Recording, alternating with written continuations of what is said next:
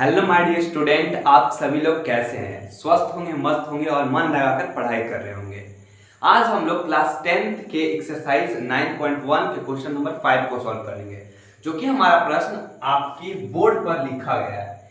प्रश्न हमारा कह रहा है, भूमि से 60 मीटर की ऊंचाई पर एक पतंग उड़ रही है। हम लोग का जमीन से 60 मीटर की ऊंचाई पर एक पतंग उड़ रही है। राइट मेरे प्यारे दोस्तों, क्वेश्चन को पढ़ते चलिएगा, समझते चलिएगा। पतंग में लगी डोरी को अस्थायी रूप से भूमि के एक बिंदु से बांध दिया गया है। जब हम लोग पतंग उड़ाते हैं तो हम लोग उसके धागा को, उसके डोरी को कहीं पर अगर भूमि से बांध देते हैं तो क्या होता है, भूमि के साथ डोरी का झुकाव 60 डिग्री है। जो हमारा डोरी है, धागा है, उसका जो झुकाव है भूमि के साथ वह 60 डिग्री का है। यह मानकर कि डोरी में कोई ढील नहीं है तो हमें डोरी की लंबाई ज्ञात करना है। राइट मेरे प्यारे साथियों, आप लोग प्रश्न को समझ चुके होंगे। चलिए हम लोग इसको सॉल्व करते हैं। हमारा सोल्यूशन स्टार्ट होता है कुछ इस प्रकार से। हम लोग पहले मान लेते हैं कि यह हमारा पतंग यहाँ पर उड़ रहा है, जो कि भूमि से कितनी ऊंचाई पर है मेरे प्यारे दोस्तों, भूमि से 60 मीटर की ऊंचाई पर है। इस जो पतंग है इसकी ऊंचाई हमारा टोटल 60 है।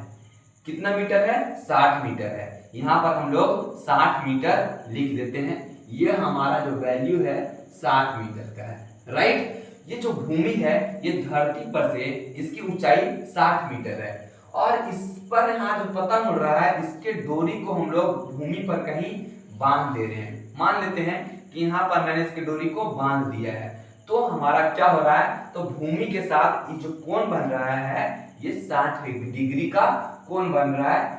भूमि के साथ डोरी का झुकाव, ये जो डोरी है इसकी झुकाव है हमारा 60 डिग्री का, यहाँ पर 60 डिग्री का हमारा झुकाव है। तो आप सभी लोग पहले इस त्रिभुज का नाम दे दीजिए ABC। राइट, चलिए अब इसको हम लोग सॉल्व करते हैं। हम लोग लिखेंगे समकोण त्रिभुज, समकोण त्रिभुज ABC में आप सभी लोग बताइए यहाँ पर कौन से त्रिकोणमितीय अनुपात का प्रयोग करेंगे।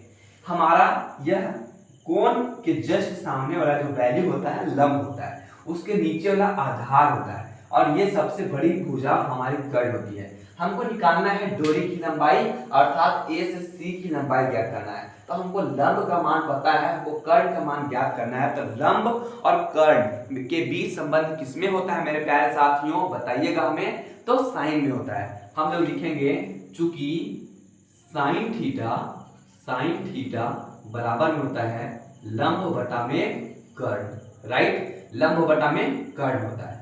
तो हम लोग इसमें अब इसको सॉल्व करेंगे, एक एक स्टेप आगे बढ़ते जाएंगे। यहाँ पर थीटा के डिग्री हम लोग रखेंगे 60 डिग्री। राइट मेरे प्यारे साथियों, आप सभी लोगों से बहुत ही शालीनता पूर्वक मैं बात कर रहा हूं। तो यहाँ पर P यानी लंब है, तो कोण के जस्ट सामने वाला भुजा होता है हमारा लंब, जिसका वैल्यू दे दिया गया है 60, तो 60 लिख देते हैं। राइट, और H यानी कर्ण, हाइपोटेनस का मान होता है AC, तो AC की जगह पर AC लिख देते हैं AC। राइट, अब हम लोग इसका वैल्यू पुट करेंगे और वैल्यू से हम लोग आंसर निकालेंगे। साइन 60 डिग्री का वैल्यू कितना होता है मेरे प्यारे साथियों, बताइएगा हमें। साइन 60 डिग्री का मान होता है हमारा √3/2। राइट मेरे प्यारे साथियों, और इधर हमारा वैल्यू है 60 बटा में AC। अब यहाँ पर हम लोग क्या करने वाले हैं, आप सभी लोग बताइएगा हमें। यहाँ पर हम लोग क्रॉस मल्टीप्लिकेशन करने वाले हैं। इसका मल्टीप्लाई इसके साथ और इसका मल्टीप्लाई इसके साथ करवाएंगे हम लोग।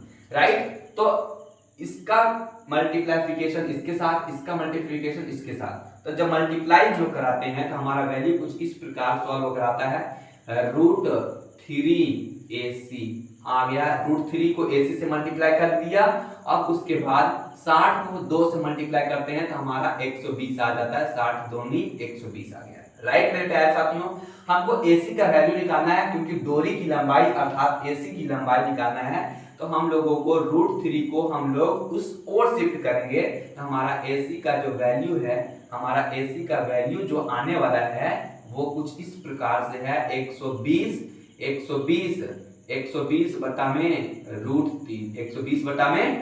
3 और आप सभी लोग जानते हैं कि किसी भी रूट वाली संख्या को हम लोग हर अर्थात नीचे नहीं रख सकते हैं, तो हम लोगों को इसके ऊपर और नीचे रूट 3 से मल्टीप्लाई करना होगा।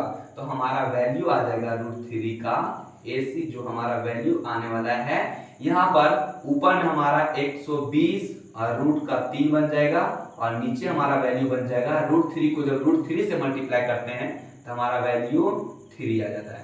इस 3 से इस 120 को काट दिया जाएगा तो हमारा 40 आ जाएगा।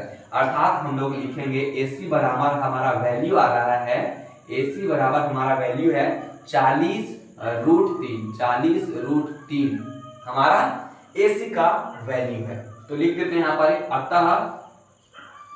अतः डोरी की लंबाई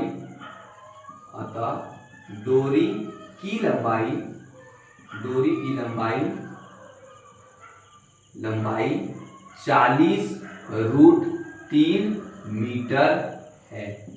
राइट, ऑल दी बेस्ट मेरे प्यारे साथियों। आप सभी को यह सोल्यूशन कैसा लगा हमें कमेंट कर बता दीजिएगा, क्योंकि आपका कमेंट हमारा सबसे बड़ा मोटिवेशन है। चलते हैं मेरे साथियों, नेक्स्ट वीडियो में आपका स्वागत करते हैं। जय हिंद, स्वस्थ रहिए, मस्त रहिए।